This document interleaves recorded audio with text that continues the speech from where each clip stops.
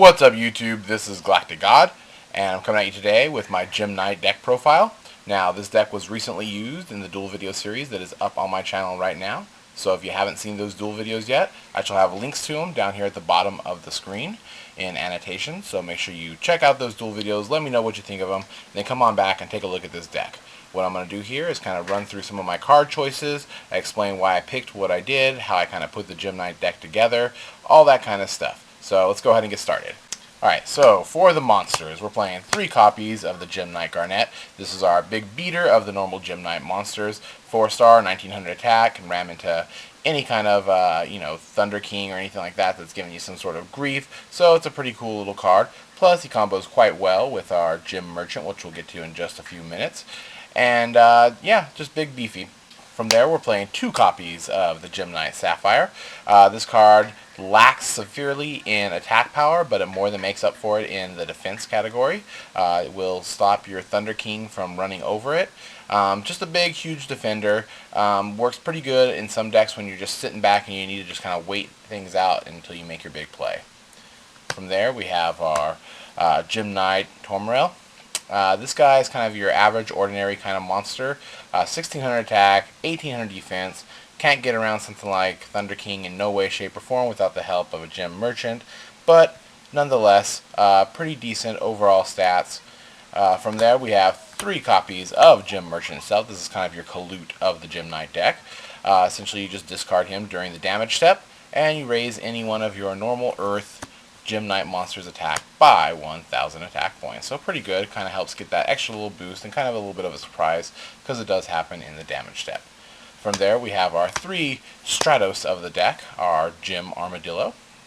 This guy lets you grab any normal monster Gem-Knight from your deck and add it to your hand whenever the Gem-Armadillo is summoned. So he is a Stratos of sorts. From there, we're playing 2 copies of Gem Turtle. This is a 2000 defender, 0 attack.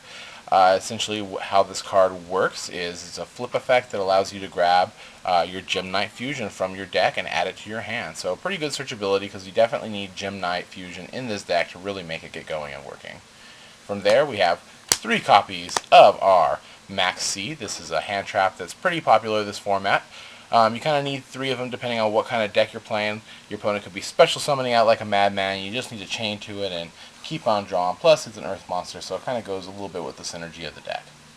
From there, we have our All-Star, our Summoner Monk. This card combos extremely well with this one right here, Gem-Knight Fusion, which we'll get to in a little bit. It allows you to continually summon out your normal monsters without actually having to draw into them, which is definitely a good idea in this deck because you don't want to be drawing into some of those guys.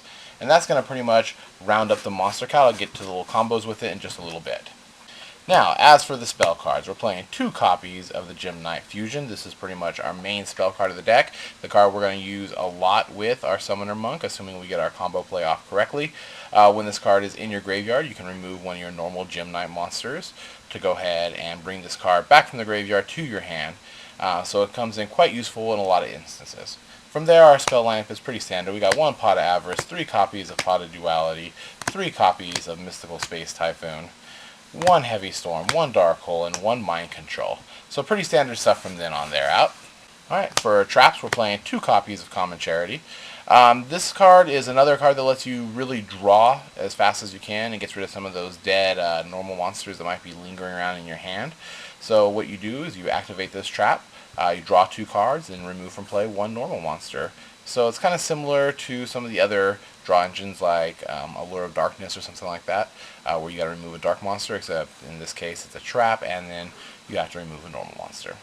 From there, we're playing 2 copies of Solemn Warning, 2 copies of Torrential, 2 copies of Fiendish Chain, and then 1 D-Prison. Although I have been thinking about taking the D-Prison out and adding in Compulse. I go back and forth. Sometimes I like trying to find room to add in the extra Compulse. You just kind of want to have those options in your trap lineup. Alright, and that's going to do it for the trap cards. Alright, so for the extra deck, we're looking at 2 copies of the Gem-Knight Ruby, 1 copy of Gem-Knight Aquamarine, and 1 copy of Gem-Knight Topaz. These are essentially every one of the Gem-Knight monsters that are out right now. When I built this deck, obviously Gem-Knights get a lot better once some more of the cards come out, but this is kind of the best build I can come up with with them so far. These fusions, your main one you definitely want to go into is Gem-Knight Ruby if you can, although you do have the options for the other two in case those are the only two Gem-Knight monsters that you have at the time. Okay, so we're playing a few synchros in here, just in case we're able to maybe reborn one of my opponent's tuners or mind control it over. We got stuff like Stardust, Scrap Dragon, Brionac, Black Rose, Magical Android, and Catastor. So we got a full lineup of, all of the best kind of synchros that are left out there for us to choose from. From there, we're playing 3 copies of the number 39 Utopia. Rank 4 is obviously real easy to go into since we have so many level 4 monsters out there in the deck, and especially with Summoner Monk, so definitely very cool. From there, we also have our number C39 Utopia Ray. Very good because we're playing so many Utopias. Plus, with Mind Control, we can always take our opponent's Utopia and then overlay it with our C39. And finally, rounding up the extra deck, we have 1 copy of Steelswarm Roach. Still a pretty viable card depending on what deck you're playing against. Obviously, you mostly want to go into number 39 Utopia, but with everybody else with their mind controls and their number C39 Utopia Rays out there, sometimes Roach may be a better play if you're reading your opponent correctly.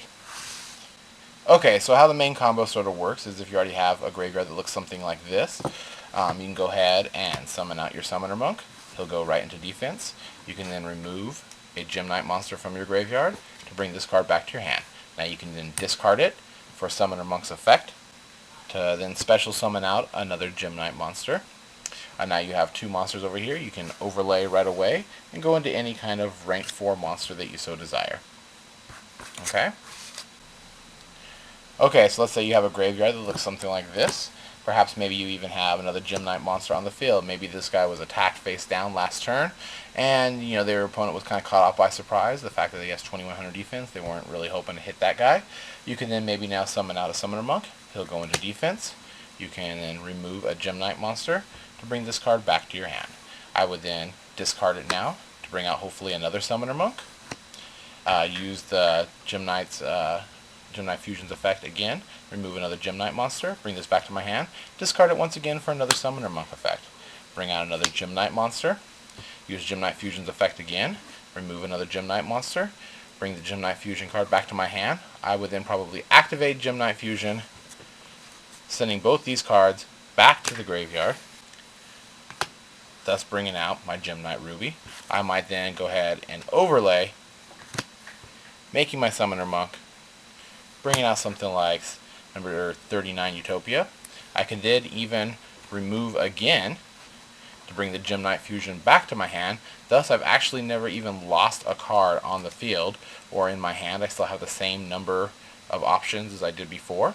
That's kind of cool. And I have 2 big-ass beaters right here on the field.